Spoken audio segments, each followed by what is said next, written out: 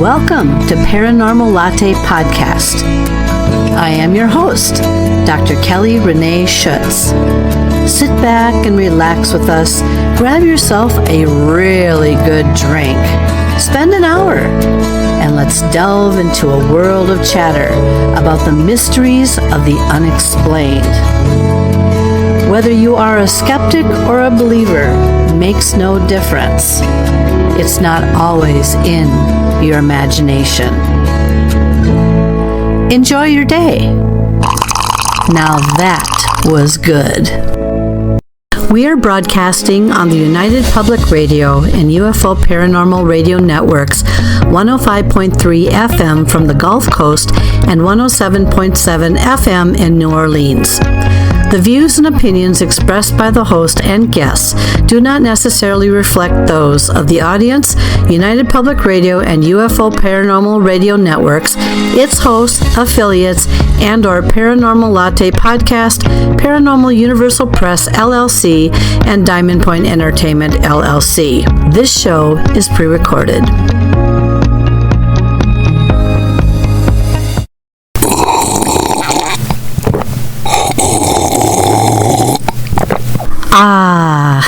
Now that was good.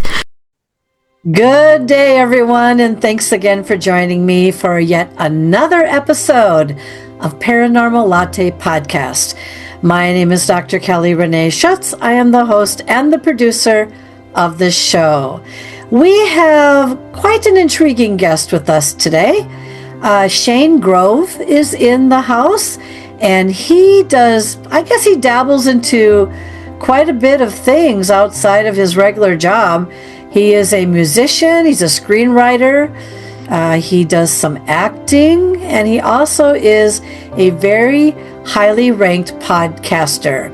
And so we're going to talk a little bit about how he fell into that, and also we hit on the topic of Bigfoot, but not just Bigfoot in Ohio, but also my 2 cents of Bigfoot a little bit here in Minnesota. So sit back, grab yourself something really interesting to drink, grab the person next to you, and let's get started. Please welcome to the show, Shane Grove.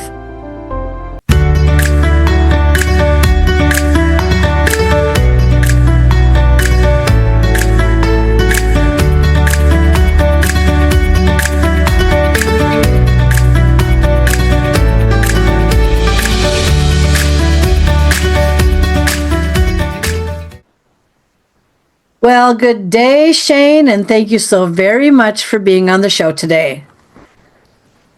Well, thank you for inviting me on. I mean, you must really be hard up for guests, but I appreciate the invite. You know, I really sat there and I struggled, and I thought, who could I put on next that would be so entertaining? And then all of a sudden, the light bulb came on, and your name just splashed all over it. So anyway, welcome to the show. Shane is a very interesting gentleman here, and he's got quite a resume, and we're going to get to that a little bit later on in the show. But I think we're going to just kind of have him start out by telling us just a little bit about what he's currently doing, and then we'll kind of get the foundation going, and then we'll move it from there.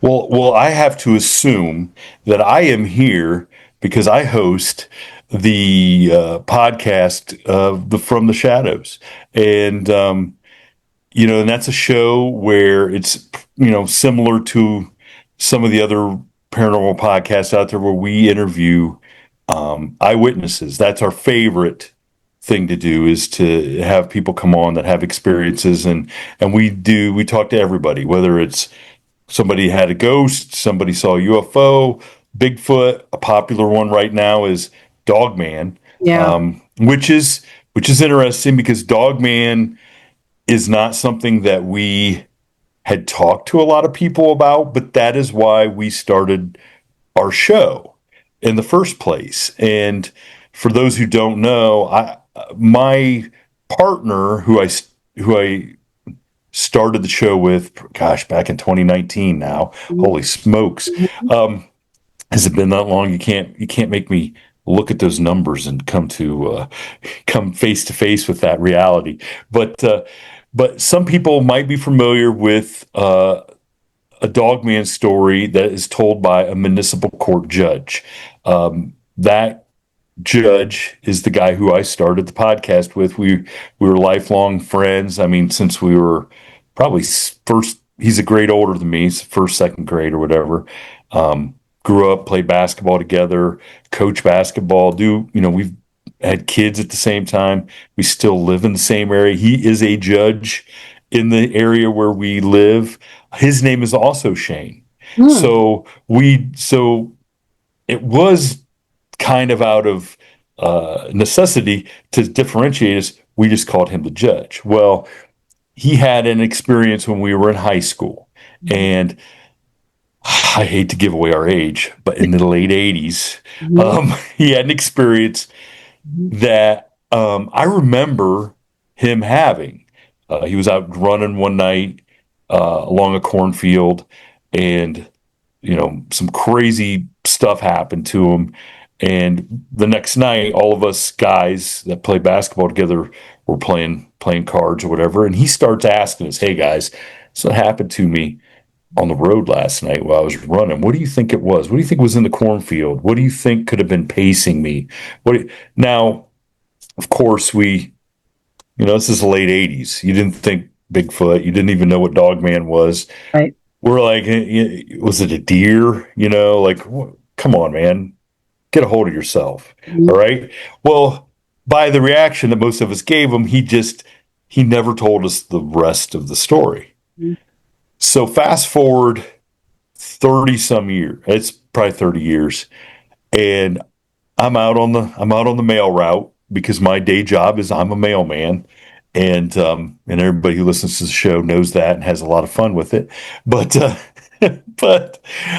he calls me up and he says, "Hey, I figured out what it was I saw that night." And I'm like, "Well, what do you?" And I knew exactly what night he was talking about because we, as a group of guys, had talked about that night numerous times because we, over the years, we still got together and played poker. And we just, rehashing old times. And I said, "Well, what do you think you saw?" And he said he was reading a Linda Gottfried book. And he goes, "I believe I saw a dogman." And I'm like, "What are you talking?" I go, "First of all, why do you, explain to me what you saw?" And so he described what he didn't describe to us that next night was, this creature stepping out of the corn with looking like a Doberman pinscher, like the Egyptian god Anubis is how he described it. And once that sunk in, and by this time, we're in the mid, 2017, 18, the paranormal stuff has become more mainstream. Yeah. Okay. And we all loved it as kids. Like, in search of the first time you saw the Patterson Gimlin film, we were kids and I'd buy every ghost book, Bermuda Triangle book, which was big in the set. Like, whatever happened to the Bermuda Triangle, by the way? Anyway, Bigfoot and all that stuff, we just ate it up. But you didn't think that stuff happened in Ohio where we lived. And so, once it sunk in, like, okay, my next thing was, so dude, you mean to tell me that a 7-foot Doberman pinscher headed creature on 2 legs chased you down the road and you let us the next night sit out in our buddy's garage a mile down the road and play cards? Like that was like, I didn't question what he was telling me because I remember the story. I remember how, frightened he was and scared and questioned like at the time. And we didn't have answers, but if he had told us that next part, I'm like, dude, yeah, like this is a little too much. Yeah. And so once he came to grips with what he saw, he made the decision, I got to tell people. Okay, I don't know, like I've wrestled with this for 30 some years. I need to tell some people. And so he went on a couple podcasts and told the story. And what happened was the one show he was on, some people sent emails and they had experiences from the same time in the same neighborhood in Ohio. Now, we're in the middle of nowhere. Yeah. Okay. And we could figure out kind of exactly where, because this is the area where this happened. We went to elementary school a mile down the road. Okay. Mm-hmm. We knew what was, we never heard any other stories. And so it really hammered home the point that something actually was happening in that area. And then, of course, the judge got the bright idea. He goes, man, we should start a podcast. I had never even listened to a podcast. No. I didn't even know what one was. And so, by hook or crook, we started a podcast. Mm-hmm. And probably within the first 30 or 40 episodes, we had Linda Gottfried on. Mm-hmm. And it was kind of a watershed moment for us to talk to somebody that, by now I had read some of her stuff, and to get to really talk to her about what his experience was. And she told us something that in her investigation, because Bray Road looked really similar if you looked on Google Earth to our area where he had his experience and we lived, that she was just like running out of things to try to explain what was going on. And she laid a map of Indian burial mounds over top of dogman sightings. And it matched, like it was weird. And so she told us that in the show. It's something we never considered. Because like I said, we grew up in this area. We had friends, this was our backyard, basically. Mm-hmm. So I'm on the mail route a week or two after we interview Linda Gottfried, and I get this text message from the judge. And then he calls me. He goes, look at what I just sent you. And it was a link to the Ohio Department of, I don't even know if it was natural resource, whatever it was, though, it was Indian burial mounds. And in the field where the person who emailed to the program and had an experience, and the field right by the road where he had were two Indian burial mounds that we never knew were there, had no idea they were, like I said, they were in our backyard. And what we found out then from being able to talk to people is there's a lot of farmers, especially in Ohio, that have Indian burial mounds on their property. They don't make a big, the state knows they're there.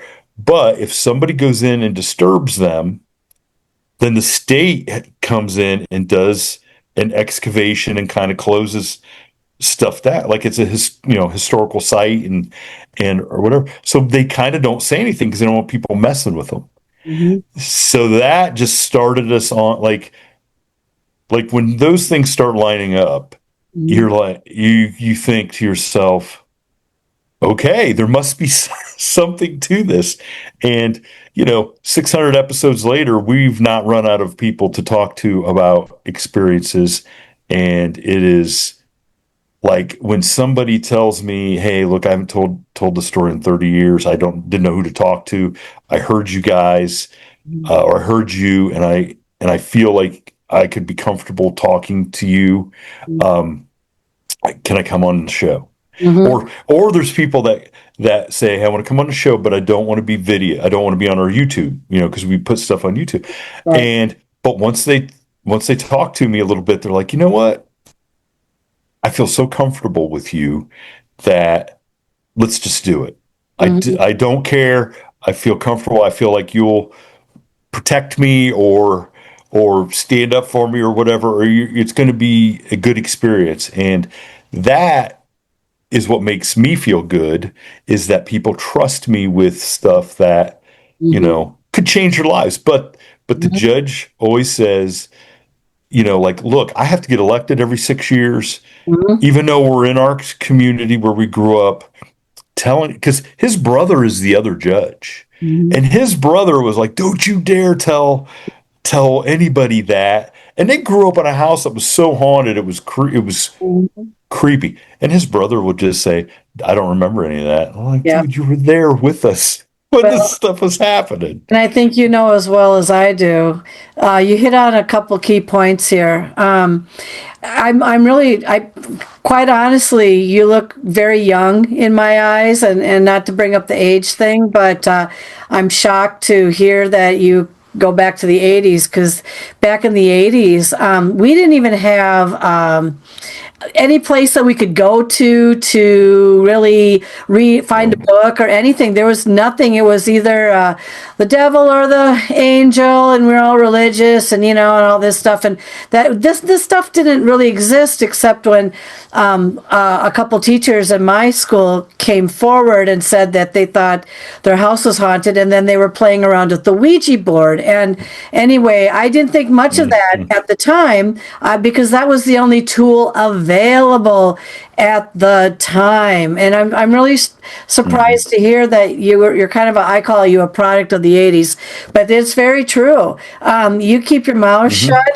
You don't talk about this stuff. It can affect your job.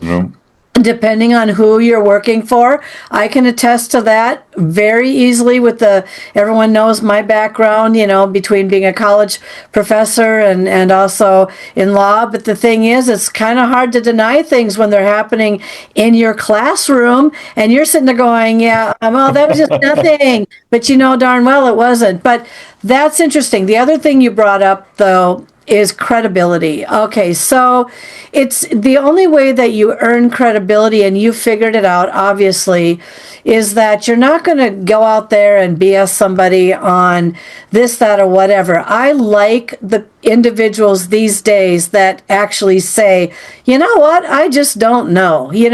That has more credibility to it than someone taking a guess and then being completely way off base. Because I don't know, did you investigate? Let me ask you this. So did you ever investigate? And if you did, when did you start that? No, I mean, I've gone out. I mean, I get asked all the time. People, especially because being here in Ohio, there's a lot of Bigfoot activity that people, want, they Yep. have hot spots Spots. where they want us to go. And here's the thing. I believe everybody that comes on and tells me about their experience. Okay. Now, what am I going and this is what I tell people, what am I going to do if I run into an 8-foot tall, 800 pound creature that is not supposed, because even though I am being told these stories and I believe the people are honest in what they're telling me and what they've experienced, I still I can still tell myself it's okay to go out into the woods, or it's okay to, I can still tell myself that because I haven't seen it with my own eyes. But because I haven't seen it doesn't mean I don't believe it. But what on earth am I going? How do you don't put that genie back in the bottle? Okay. I mean, I've seen ghosts, but it didn't scare me because I didn't know that I was seeing, I didn't even know I was seeing a ghost in the one instance. It's just, I don't, I mean, I want to go out and do it once. Because the one time I did go out, I went out we were doing some other friends of ours had a podcast, and they were up outside of Oberlin, Ohio, and they lived in this campground. And these guys that had this podcast were more like you. They were intuitive people. They dealt in the paranormal. They dealt in ghosts. They didn't deal in Bigfoot. Okay. And this campground that they were at bordered this woods that went into the Cleveland metro parks. Okay. And there is all kinds of activity if you start doing the research. And so this guy got a hold of me, David Hensley. He's since passed, sadly, but he's like, hey, he goes, you're not going to believe this, but this weekend, 7 or 8 of us heard something howling in the woods. and they all heard it. They all came out from their campers. He found a recording then and sent it to him the next morning. And they all said, well, how did you happen to record that last night? And he goes, no, this is from the 70s. Okay. So it was a Bigfoot howl recorded in the 70s that matched what they heard. So they're all talking about this. And the lady who ran the campground heard them and said, you guys shut up about this. I don't want you guys talking about Bigfoot. Right. Don't want you to talking about. So that winter, guess what happens? The lady who runs the campground and her granddaughter have a Bigfoot cross the road in front of them. They take off after it down the farm lane because she can't believe it. So now she admits to them there's something going on. So they get this idea. I don't know if you know Amy Boo, but Amy Boo is a very respected Bigfoot researcher here in Ohio. She's part of some really cool projects and documentaries, and she's a school teacher. So she was be on their show. So their idea was, hey, all you guys come up. You guys can interview us about that night or whatever, and then you guys and Amy can go out in the woods. And so we do the interview, and it's in 2020. It's like 1,000,000 degrees. I mean, it's July. It's just, and we're sitting there, and so now they want to go out in the woods. I'm like, why are we? There's 13 of us going out in the woods. What are we going to possibly see? So we go out in this woods that we've never been in. I have no frame of reference. Two people have like thermals or whatever, and we kind of stop because we don't even know where we're at. These people that are supposed to be taking us through the woods are gone. And all of a sudden, the two people with thermals walk over to Amy and they go, these just died. These thermals just died. The battery's gone. And they had just charged them. And I'm standing by Amy and I look up, and in the distance, and I have no frame of reference, is a red light. Oh, no. Okay. Now, I don't know if I'm looking through the woods into a field and seeing somebody's tail light. I don't know if I'm seeing like on a cell tower or something. Yeah. And I go, Amy, do you see that light? And she looks up, and as she looks up, the second one appears, and for lack of a better way to describe it, looks like a set of eyeballs. And I go, do you see both of those? And she goes, yes, I do. And as she says it, it goes blank, blank, and out. Now we're like, it's got our attention. Like, we're like, what are we seeing? And she goes, well, let's walk. She goes, let's walk up because we want to see what we're seeing in the woods. Like, so we get to a point where we can tell the woods, the land goes up in a hill. Okay, so we were looking 50, maybe 30 yards into whatever was standing on a hill or whatever was there. And Amy goes, now she's kind of like, she's very under control, but now she's like, ooh, there's something weird here. I've never experienced this. She goes, let's all spread out a little bit and just be quiet. And so now, and here's why I don't go, because now I'm like, I'm not afraid. I want to know what these lights are, which is probably the reaction you shouldn't have. And so I'm like out in front of everybody with a guy who I don't even know to my left. And as we're standing there, and I mean, the sweat's pouring down me, this cold, like it's like I'm in a river of cold air comes through this woods. There's no breeze or nothing. It's just we get washed. I mean, I'm getting goosebumps talking about it. Washes over me and this guy. And it's like a train of cold air just ran through us. And I go, did you feel that cold air? And he goes, yes. And so I went back to Amy and I go, Amy, this is what I just experienced. And I go, I don't know if this is Bigfoot, but this is certainly seeming like it's 3 different paranormal things going on. Like sure, the batteries can go dead in your thermal. Okay. That by itself is not alarming. Okay. sure, you could see two red dot lights. If you just saw those by themselves, you could maybe pass it off as something else. But when you start like putting those together, it's like, okay, this is something. I don't know what it was, but it's something. And so when we went back and and Amy and I kind of talked about it, we talked about it on an episode because we had no idea what was going on.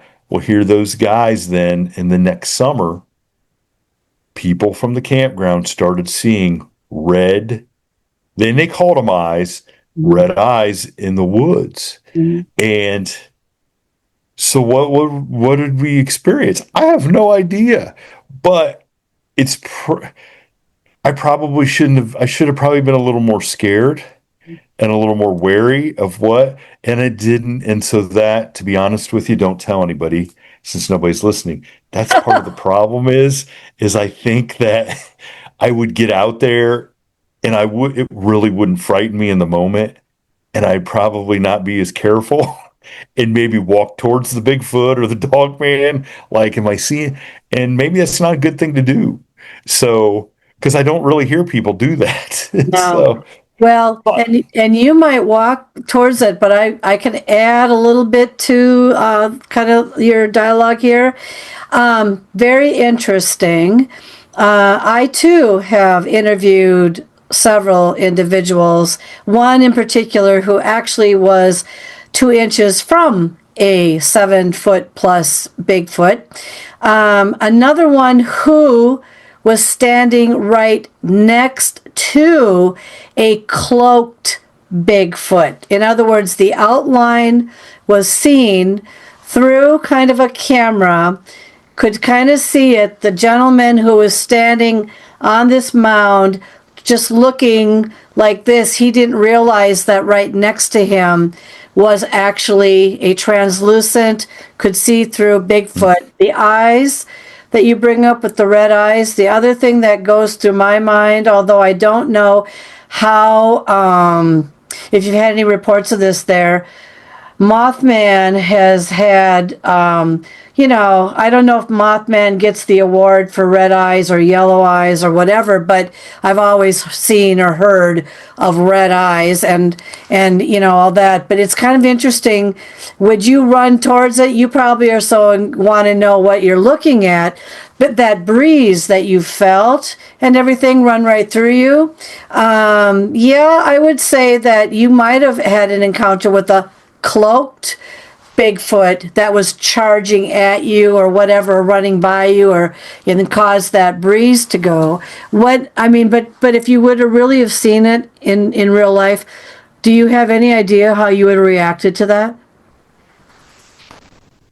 I think if this had been in the afternoon and I would have seen one standing 70, 80 yards away, I'd have probably walked towards it to see how close I could have got I don't, and that's what kind of, I make a joke on the show that I'm just too scared to go out there and do it. And that's my excuse.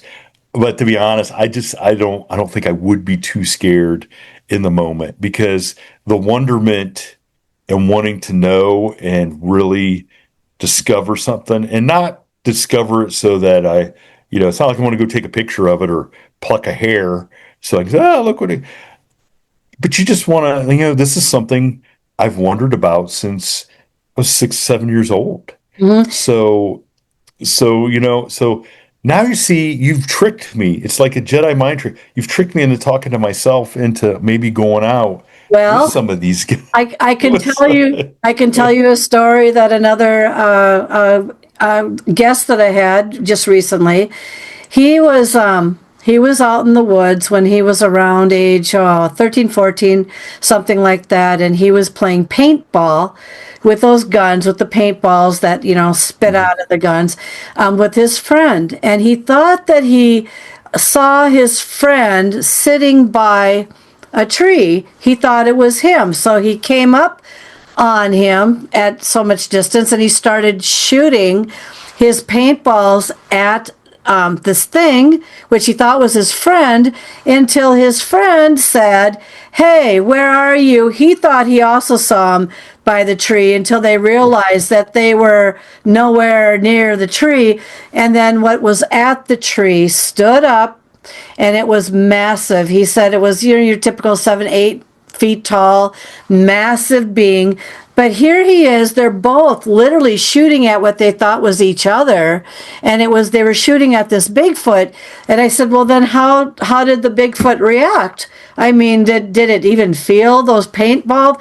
He goes, you know what? It was as if it never felt him at all. It was like he just kind of got up, took one look, and just and then they were like out of there.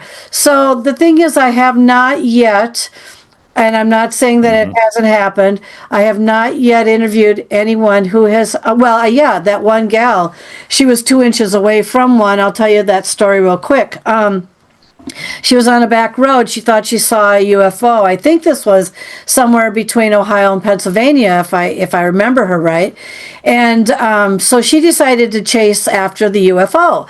But it brought her in a back, kind of how the dirt road, kind of gravelly, kind of, jiggy-joggy. All right, so she's on this thing, and, and then she had 2 flat tires because of it. So basically, in a nutshell, she had to abandon her car, but she noticed that there was a cell phone tower, and guess what? She had 10% left on her cell phone, so she didn't have much to work with to call for help. So she was walking towards the cell phone tower to try to see if she could get the strongest signal possible. If that even works, I don't know. And she got tired, and so she was worried about cougars. And so she laid down on the ground, and she took just a brief nap because she was just exhausted. And then all of a sudden she awoke to something sniffing her. And she thought, oh dear God, it's a cougar that's sniffing me. And so what she said was well, here we go. It's now or never. So she jumps up and she goes, ah, like that. And what she was doing is, when she was doing like that, she was literally 2 inches away from about a 7-foot plus Bigfoot. So her nose was like practically right at its belly. And she looked up and she went, ah. And it looked down, and it probably didn't go, but it probably went, eh. And then all of a sudden, it just turned, and it dashed right back out into the forest. It never hurt her. It never touched her. They were as scared of each other. But you know what? Depending on the part of the United States and Canada that you live in, and you already know this, there's different personalities of these Bigfoot. So what kind of Bigfoot do you think you have in Ohio? I think we have probably the cousin to whatever's in the Pacific Northwest. Oh. It's probably a little more, it's bigger, Yeah. I believe. I mean, that's what we hear. They seem, like you said, they're not out there to scare people. They seem to just leave us alone, and we'll leave you alone. And you only see them if they want you to see them, or somehow you completely take them by surprise. Certainly not what you hear in Florida and Texas, no. and those things seem but I mean, imagine being that hairy. I know. And being that hot. I know. Be aggravated all the time. Oh yeah. Well, what about the wood ticks, for God's sakes? I mean, can you imagine the massive amount of wood ticks that would be on something that hairy? You can't tell me that they don't struggle with weird stuff like that. But then again, I don't know if you've ever heard this. I mean, we have some type of Bigfoot up in upper Minnesota, and we also have dogman up there too. And we also have, when I used to live in Indiana, southern Indiana, dogman was reported there as well. But they had always reported up in upper Minnesota, and I have my art gallery. I'm up there, and so there have been reports of them coming down, which means that they're coming a little bit more aggressively towards people's homes or cabins that are in the woods, and it's starting to bug a few people because they hear them, they see them, and all that sort of thing. But there's also an association here they claim, and I'm going to ask you if you've heard of this, that when there is a Bigfoot in the area, there's also blue orbs that are also somehow seen either before or after a Bigfoot sighting. Have you heard of anything like that in Ohio where you're from? So I've heard lots of eyewitnesses say that, but I have never honestly on our show had anybody come on that talks about the blue orbs or any orbs Yep. or anything like that. And part of it is probably my fault. I don't think that's not something I think to ask about, but because people know that we're open to talk about everything. I think people would tell me that. Now, but I've heard some amazing stories about orbs, and actually the guys who had the podcast that we went up to the camping park up there, they told me some stories about some orbs, but it had nothing to do with Bigfoot. But they themselves followed one, and I think they said it was the size of a beach ball. And they just felt like it was something. It was it was a paranormal thing that they couldn't explain, but they saw because the one guy had the reason I got connected with them, they had Hat Man experiences, and him and all of his kids had Hat Man experiences, which were terrifying. So these guys were in tune to that stuff, and but I've never heard anybody that we've had on the show talk about the orbs. But like I said, that could be my fault. No, it depends I think too on where you live and some of the things that are happening, because this was very specific to Minnesota. I haven't heard of this per se I have heard of situations where sometimes if you see a big orb or whatever, and it doesn't have to be blue, sometimes and by a lake, by a water source, a lake usually where a Bigfoot will come down to a water source. And there was a story once where a Bigfoot felt trapped by hunters that were in the area, and it felt like it couldn't escape, and so it started giving that yowl out, and somehow this big orb appeared, and it wasn't, the person was very sincere about it, took the Bigfoot and just took it out of there and relocated it to another area because it felt so surrounded. It's just you hear these stories and you want to believe it. Here's another one I had heard someone had talked about. There, and again, a cabin in the woods. I have really gotten a little bit afraid myself to want to stay in a cabin in the woods now, just from some of these stories that I've heard. But there's a guy in his house, and he noticed that there was a Bigfoot coming out of the tree line into his yard, and he noticed that the Bigfoot was coming towards his door, and so he got his shotgun, and he said, you know what, it's me or it, and it's not going to be me. And so then he whips open the door, he cocks his gun back, and he goes bum, bum, bum, bum, right at it, because it was about 5 feet from its porch steps. And the thing just disappeared. It just went poof. Now, I asked people that question of whether or not they think Bigfoot can disappear and become invisible. Well, we all know that the one guy I talked with, he had a cloaked one right next to him, so perhaps that's possible. Another one said, no, they run really, really fast. So when you're shooting at it, maybe it just ran so fast that they didn't, realize that it ran away. You have all of these stories and all these things that happen. I don't know. You've talked to a lot of people.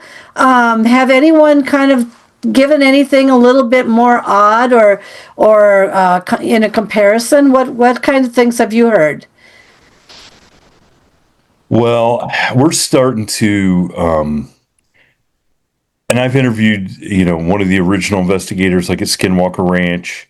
I've interviewed the gentleman who's down there investigating what they call the Meadow in Georgia. I think it's Georgia, which are believed to be places where there's portals. Okay, Yep. portals.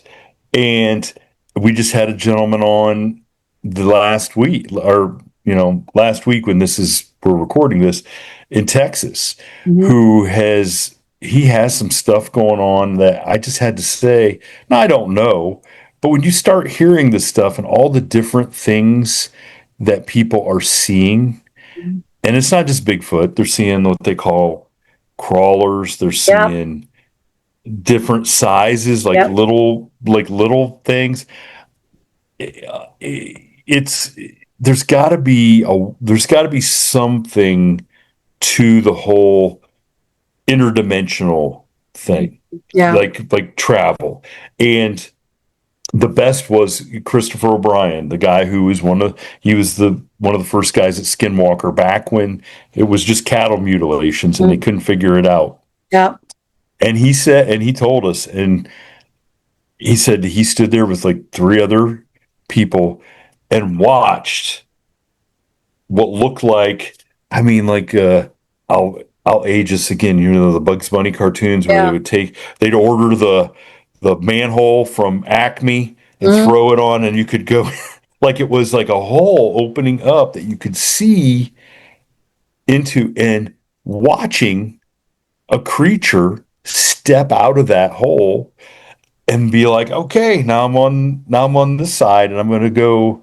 And so I've also gotten reports from people who have reported high levels of intelligent clearance in various branches of the military that Bigfoot as we know it is just an alien species that the government knows about, one of many that we know about, and that they are not necessarily a alien species that is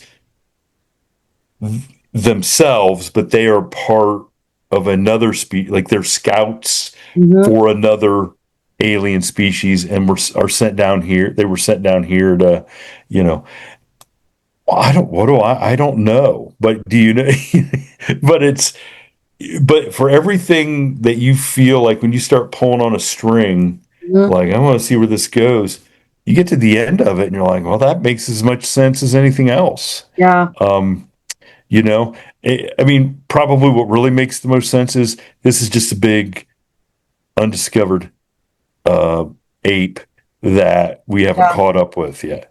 However, there's way too many other things going on for that just to be like that. But who knows? Maybe Bigfoot's sitting around together and they're like, what the heck is that dogman thing? Did you see that?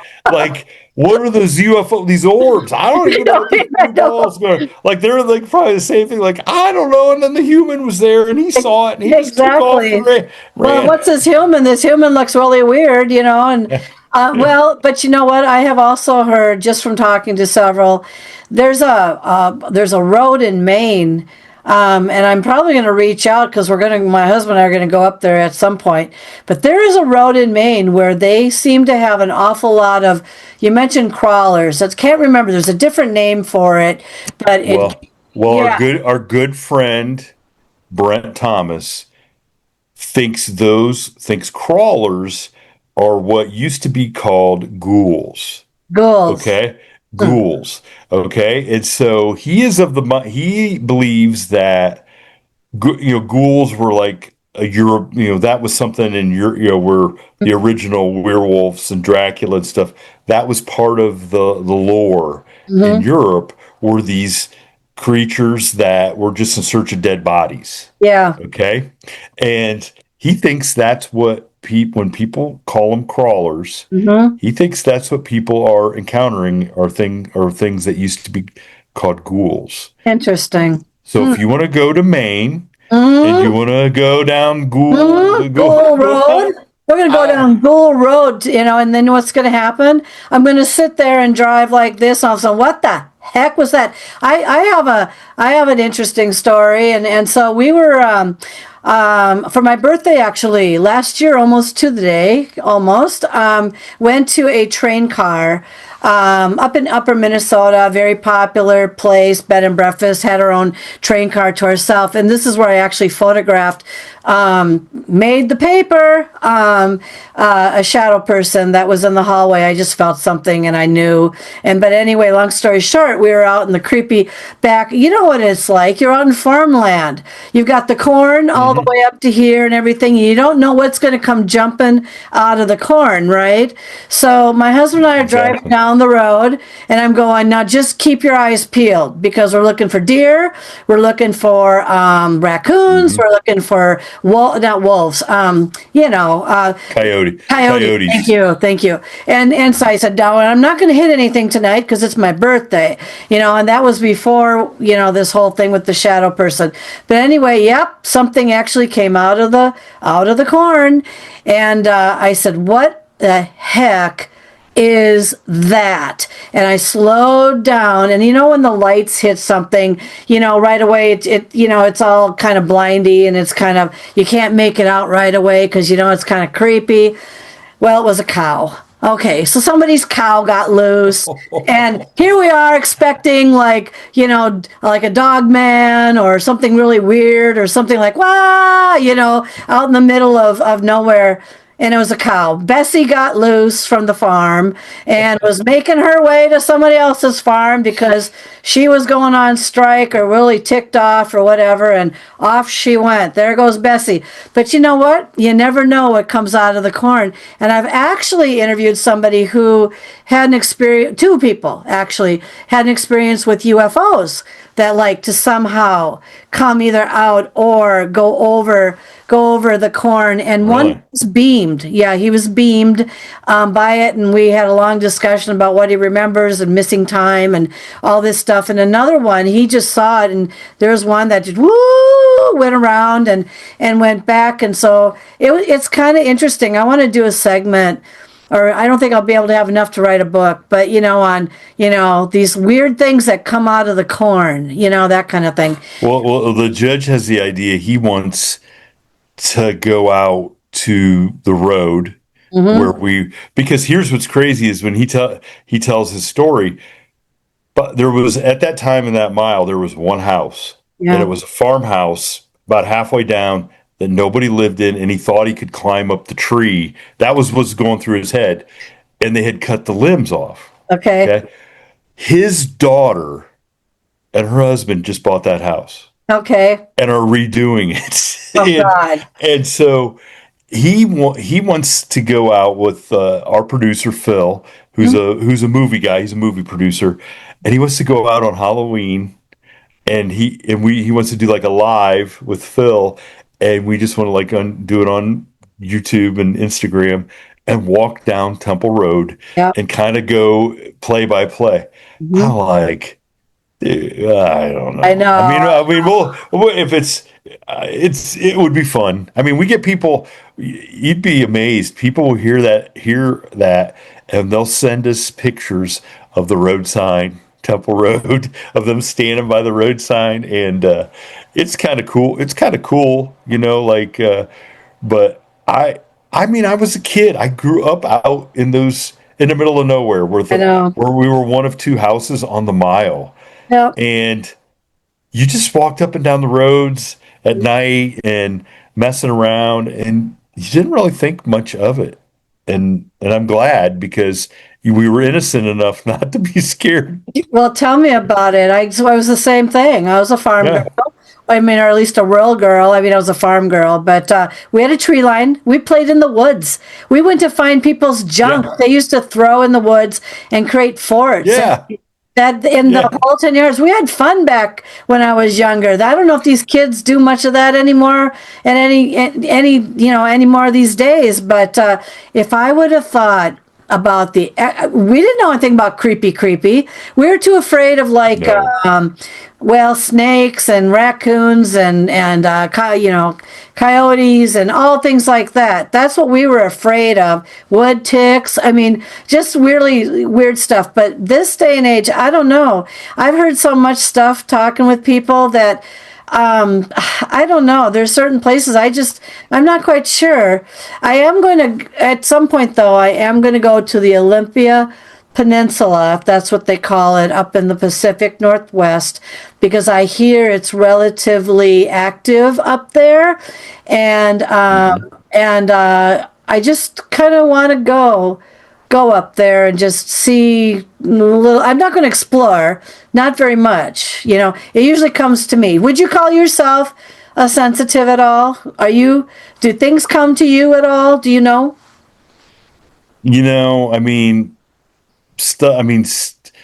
Stuff comes to me, but I wouldn't say it's anything. I wouldn't categorize it anything like special. I just think it's because I'm old and I have considered all the options. Yeah. and Yeah. and I wouldn't. I wouldn't say that.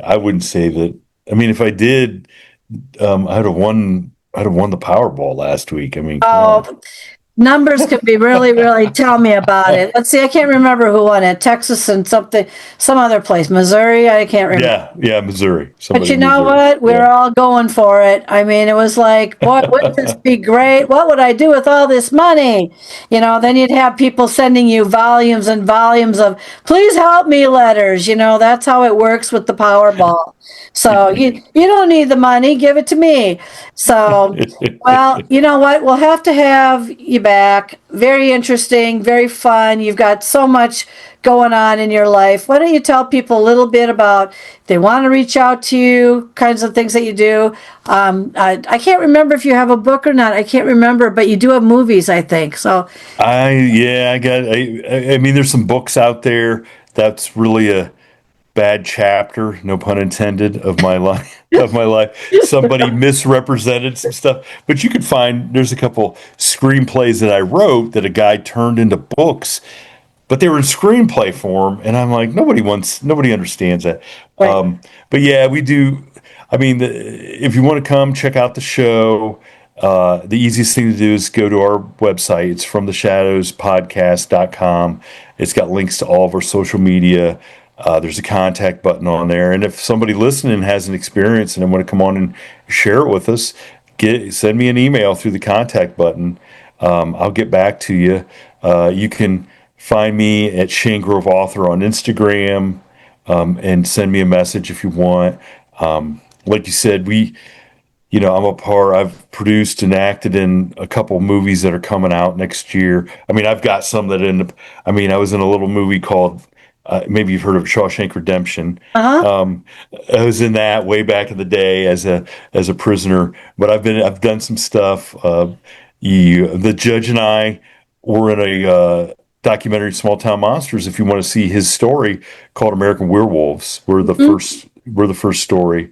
But yeah, we do. I write music. I've got songs cut by somebody may know who Tanya Tucker is, and Waylon Jennings' grandson Way, and Eddie Montgomery and David Allen Coe. Those guys have cut some of my stuff, and so I've tried to do all kinds of. I just try to stay busy, be creative. But yeah, you can go. You could find us there. Follow us. Reach out to us. If you want to watch some episodes, go to YouTube and watch. If you want to listen to them. We just are glad that anybody pays attention to what we got to do, what we're doing. Well, and as well as I do, that our creative minds and spirits are never at rest. We like to create, and we like to explore, and we like to risk take too, whether we do it greatly or not greatly or whatever. You have to at least attempt it to try to get to greatly, But I'll have all of this in the show notes, and very interesting conversation with you tonight. Again, we'll have you back, and on behalf of the show, thank you so very much for being with us. Hey, thank you for having me. It's been a lot of fun, and I'd be glad to come back and talk anytime. Sounds good. Thank you for watching and listening to Paranormal Latte Podcast.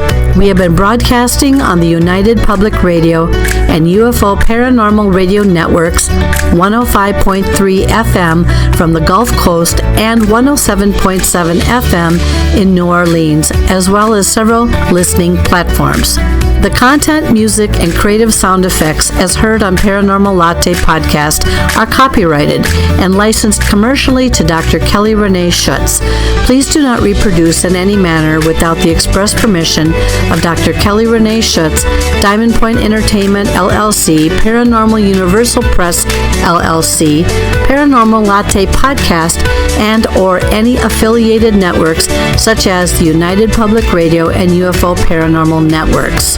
The opinions and information expressed by the guests, hosts, and sources as heard and seen on the Paranormal Latte Podcast are not necessarily those of Diamond Point Entertainment, LLC, Paranormal Universal Press, LLC, Paranormal Latte Podcast, and the United Public Radio and UFO Paranormal Networks, as well as their producers. Although the content of the shows may be interesting, the information and opinions within are deemed for entertainment purposes only. Subscribe to continue your enjoyment and interest, and thank you for making Paranormal Latte Podcast part of your day. Now that was good.